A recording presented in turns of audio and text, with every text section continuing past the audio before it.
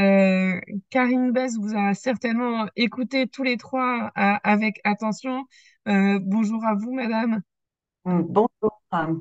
Alors, vous Oui, êtes la déléguée de la région Bretagne de la CNDP, Commission nationale du débat public. Euh, il y a autour de la méthanisation, on l'a vu, un fort enjeu de concertation. mhm. Bah, tout à fait. C'est ce qui me semble entendre quand même un peu partout sur le territoire.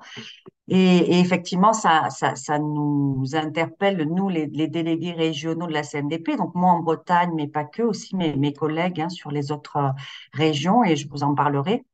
Euh, alors, je voulais quand même peut-être représenter rapidement la CNDP, Commission nationale du débat public, qui est une autorité administrative indépendante, même titre que le CSA par exemple, et qui a été créée. Et là, donc, enfin voilà, je dialogue avec Monsieur aussi Jean-Pierre Lannes, qui parlait de ce fameux droit constitutionnel de tout citoyen à être informé et à participer aux décisions qui impactent l'environnement. Et donc, la CNDP est l'instance administrative indépendante qui s'est fait pour vocation de protéger ce droit-là et de le faire vivre. Mais donc, elle a des pouvoirs qui lui sont conférés par le Code de l'environnement. Et donc, elle ne peut que être saisie. Déjà, c'est ça qu'il faut bien comprendre. Et elle peut être saisie de manière obligatoire à partir d'un certain seuil et de certaines fourchettes financières sur des projets dans lesquels, bien sûr, les méthaniseurs ne sont pas rentrés, voilà, n'ont pas dépassé ces seuils aujourd'hui.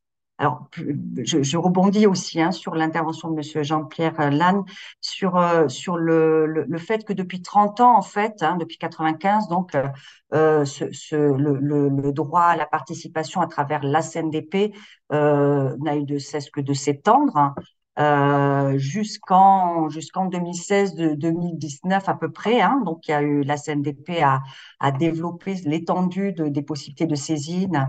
Elle a aussi développé tout un tas de garants qui sont nommés.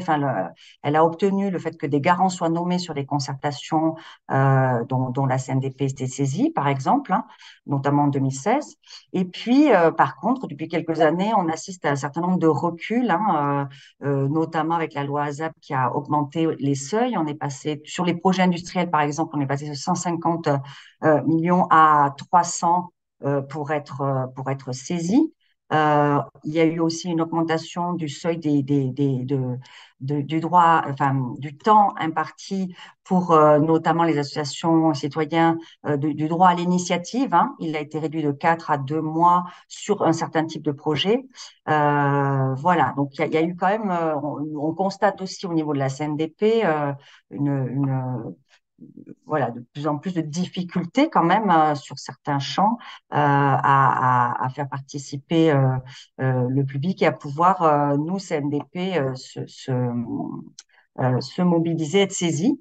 Alors, il y a quand même, et ce qui est peu connu, il y a donc des saisines obligatoires, mais il y a aussi tout le champ de la saisine volontaire. On peut saisir la CNDP de manière volontaire, donc notamment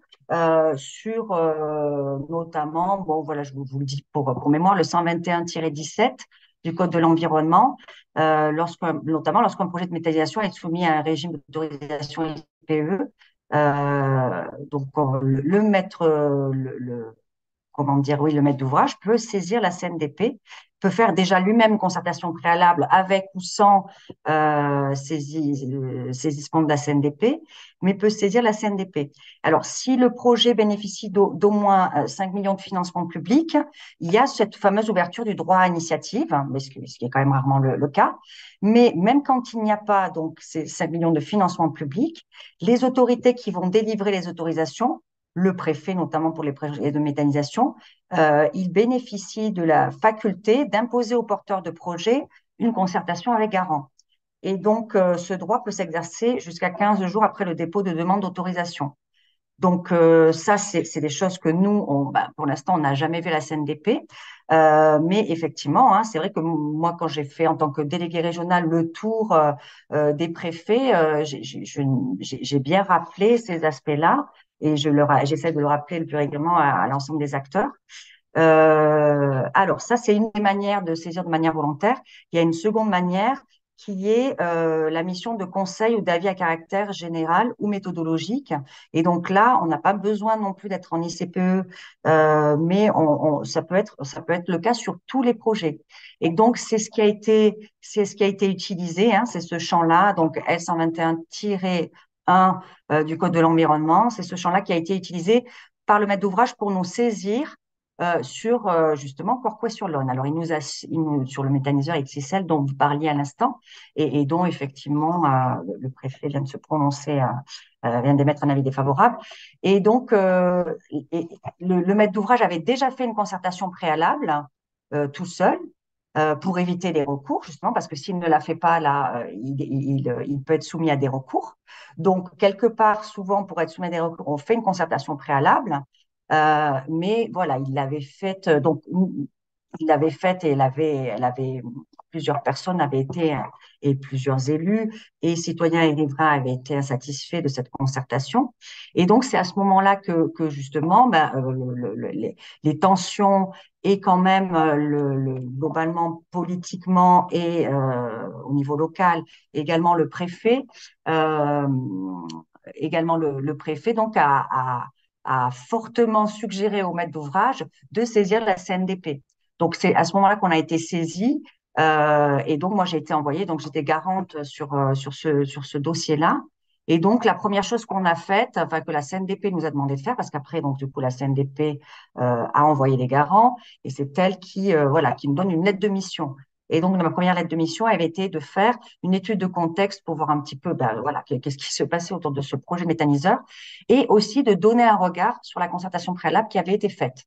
Et donc, dans ce premier rapport qu'on a publié en septembre 2021, on avait fait état de notre point de vue CNDP, hein, de la faiblesse finalement de la concertation préalable, et on avait demandé à ce qu'une nouvelle concertation soit faite. Et on avait fortement préconisé que ça soit fait aussi, qu'il y ait un débat sur quelle méthanisation on veut sur les territoires au niveau régional, au niveau départemental et notamment préfecture. Enfin, on avait enjoint la préfecture à se saisir de cette, du fait de mettre en place une concertation un peu globale sur quelle méthanisation on veut sur les territoires. Également répondre à la question, puisque là, donc, c'était une coopérative laitière, hein, qui avait ce projet de méthanisation.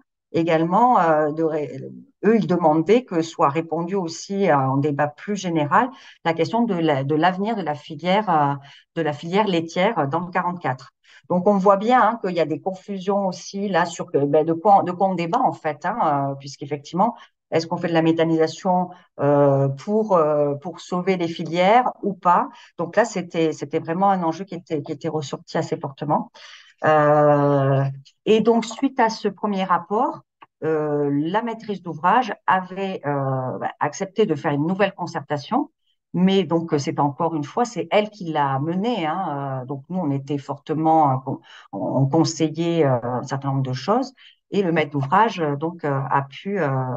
a pu quand même dérouler une concertation en ayant ce qui a quand même permis, si vous voulez, au projet de se discuter et à un certain nombre de choses de se dire publiquement euh, et quand même aux élus, citoyens, acteurs de se prononcer un peu plus publiquement et à dévoiler aussi un certain nombre de leur avis, de leurs enjeux, etc. Donc, effectivement, le porteur de projet, lui, n'a pas vraiment modifié son projet suite à la concertation. D'ailleurs, il avait déjà déposé sa demande, hein. Donc, il n'a pas. Mais c'est vrai que cette concertation, on peut dire qu'elle a eu quand même un effet de publiciser le projet. Elle a eu un effet aussi, voilà, je pense, intéressant, même si effectivement, nous, on a eu de cesse de le dire, on a été saisi beaucoup trop tard. Et nous, on préconise bien sûr d'être saisi dès le début des projets. Donc ça, je voulais vous faire un tout petit peu ce petit recul là, sur ce sujet d'actualité. Euh, on avait aussi demandé dans le rapport numéro 2 à l'État, hein, d'enclencher une concertation au niveau national sur quelle concertation et comment on fait sur la méthanisation en France, hein, et quelle concertation on peut mettre en place. Parce qu'effectivement, bah, nous, CNDP, c'est quelque chose qui peut très facilement échapper à notre champ. Il faut qu'il y ait vraiment une volonté du MO ou du préfet, suivant le cas. Enfin, et ou du préfet. Le préfet peut toujours saisir la CNDP. Enfin, sur un certain nombre de projets, pardon, il peut saisir la CNDP. Euh, voilà un petit peu pour ce retour un peu d'expérience et sur les moyens de saisir la CNDP. Alors, je tenais à vous informer aussi et à dire que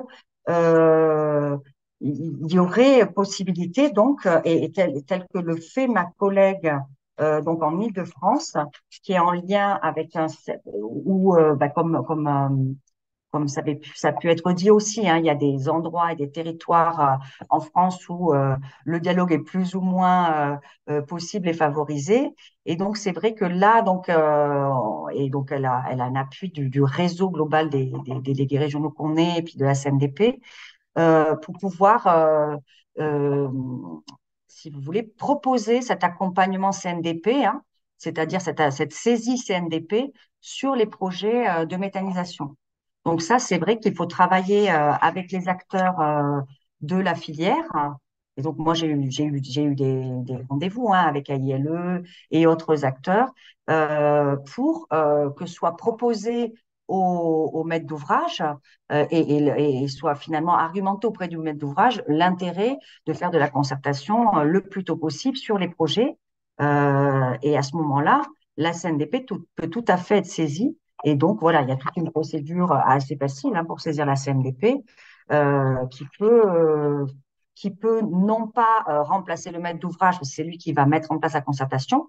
Nous, on remplace pas non plus le maître d'ouvrage. On préconise que le maître d'ouvrage puisse avoir aussi euh, des assistants, hein, des assistants à maîtrise d'ouvrage et des gens qui puissent animer les concertations, animer les réunions publiques, etc. Donc, on souhaite qu'il y ait, on ne va pas remplacer un sous-traitant concertation, on va dire, hein, ou un AMO concertation. Mais par contre, voilà, on est là, on peut être là vraiment pour veiller à ce qu'un certain nombre de choses soient répondues, c'est-à-dire que tous les sujets soient traités, que le maître d'ouvrage réponde bien aux questions qui ont été posées par le public et qui viennent bien faire la reddition des comptes au public, pourquoi on a pris en compte ou pas ce qui s'est dit dans le débat, que le maître d'ouvrage donne bien toutes les informations que le public et que les acteurs réclament.